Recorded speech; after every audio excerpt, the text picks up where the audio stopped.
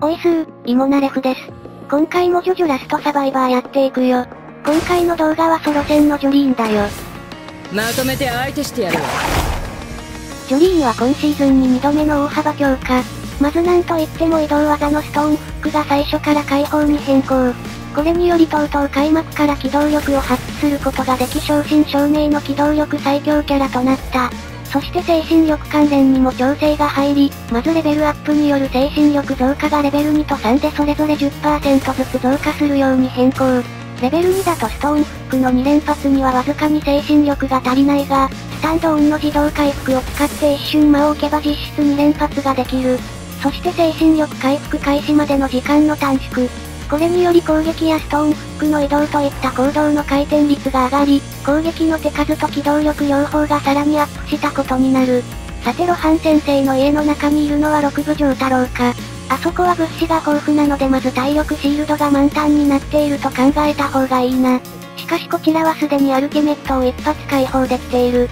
当てるのは難しいが決まれば体力がいくらあろうが関係ない。てめえ、娘が死にかけてんのに日本で遊んでんじゃねえ。ジョリー、下がってろ。うるせえ。随分と荒々しい振る舞いだな。こんな時に私をからかってんのか。分かってくれとは言わない。しかし近寄るな。もう帰っていいぜ。これで厄介な六部城太郎を一人排除した上でアルティメットを再度補充だ。六部城太郎は3部以上の防御力とリーチを誇り大多数のキャラは対面が厳しい。その中でジョリーンのアルティメットは真正面から対抗できる手段の一つ。ただし本当によく狙わないと当たらないので使用場面はしっかり選ばなければならない。さて六太郎を一人排除したはいいがあそこにもまだ2人いるな。アルティメットの2発目は最終局面までしっかり温存しよう。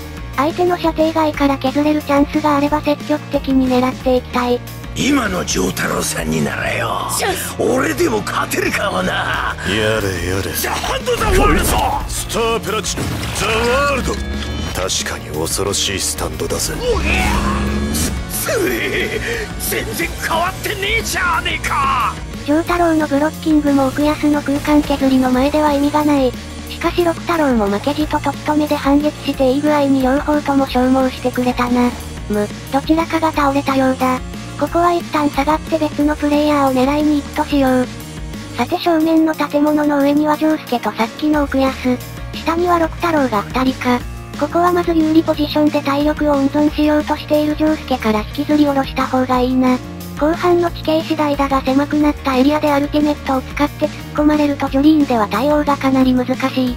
有利ポジションから下ろせば他のプレイヤーとぶつかって消耗しやすくなり脅威度が下がる。おっと隣の奥安に空間削りを食らわない距離にいないとな。おい、妙な動きすんじゃねえぞてめえ。やるべき目的がある。必ずやり遂げて、そのためにくだらない消耗があってはならない。グレートに参ったぜ。よし上を取った。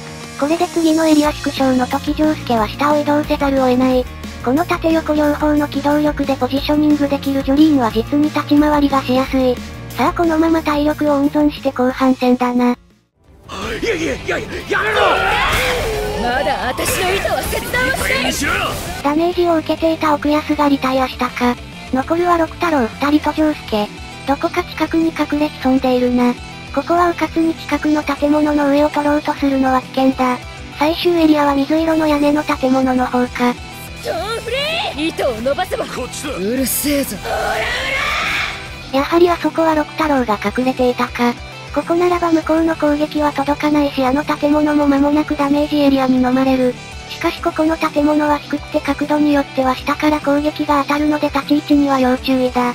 だが下では3人密集して激戦状態だ。ここでチャンスを待つ。その程度か。やれやれって感じだ。私はこのまま突っ込む。いつまでそんなヘアスタイルしてるつもりだ。もう一遍言ってみろこら。やかましい。ここで決着をつける。その角度そのまま眠りな。までか。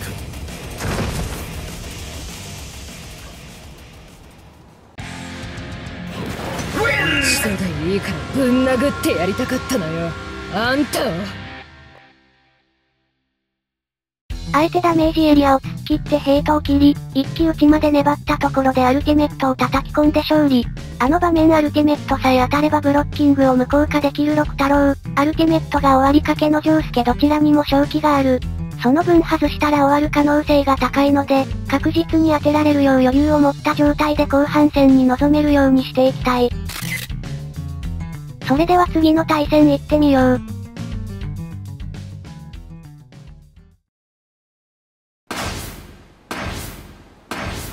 どこからでもかかってきな。2度目の大幅調整を受けてさらにパワフル、スピーディーな戦闘ができるようになったジョリーン。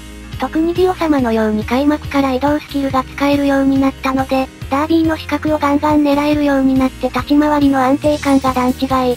しかしこのような調整を受けたのにも切実な理由がある。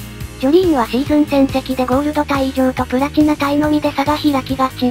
しかしペア戦となると前回のシーズンではどちらの帯域でも近距離タイプ内ぶっちぎりの勝率最下位、全体勝率でも底辺もしくは下位クラスとなってしまっている。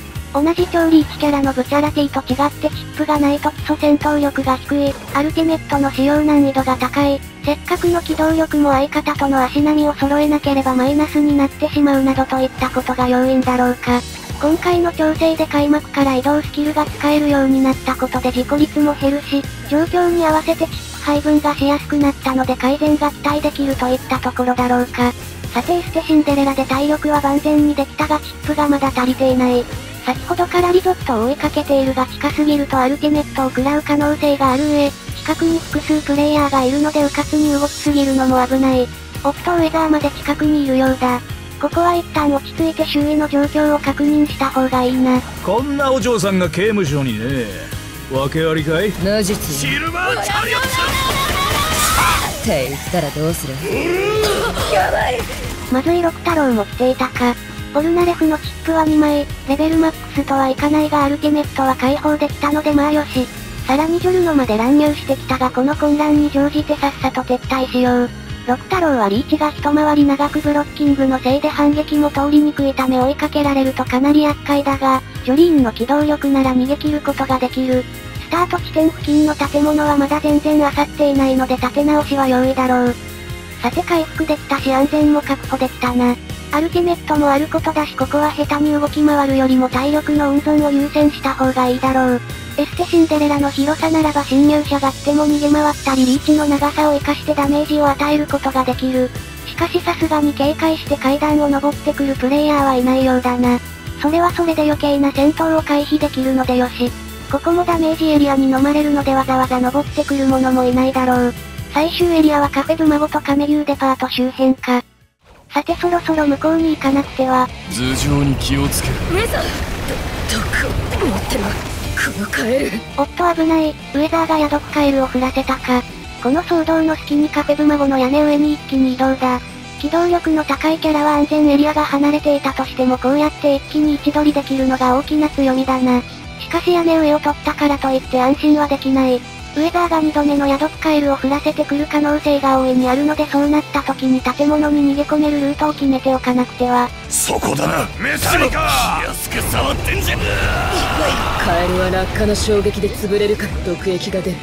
リゾットにアルティメットをぶち込まれたウェザーが反射的にヤドクカエルを振らせたようだ。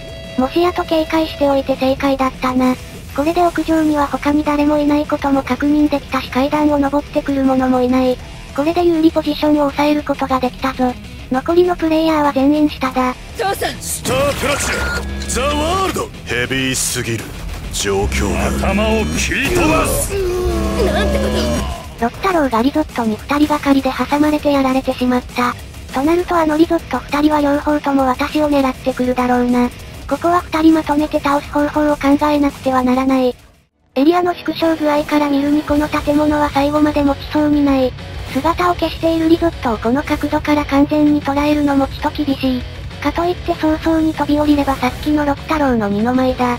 ここはギリギリまで粘り、狭くなったエリアで動きが制限されたリゾット2人を一気に倒す。やるって言うのなら受けて立つ。死ね。うるせえぞ。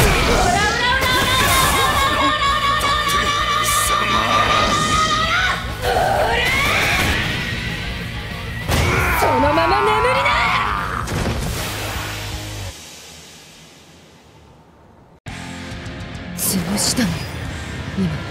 父さんを理解できたと体で感じる。エリアの縮小限界ギリギリまで粘り、エリア内にいたリゾットたちをまとめてぶちのめして勝利。あの場面エリア外ダメージを恐れて中に降りれば、着地を狙っているリゾット2人に挟まれて的を絞れずやられていた可能性が高い。逆にエリア外に降りれば狭くなったエリアを正面に捉えて残り2人を狙うことができる。そうなればいかに姿を消そうが関係ないのであとは凄みで制圧するのみ。それではご視聴ありがとうございました。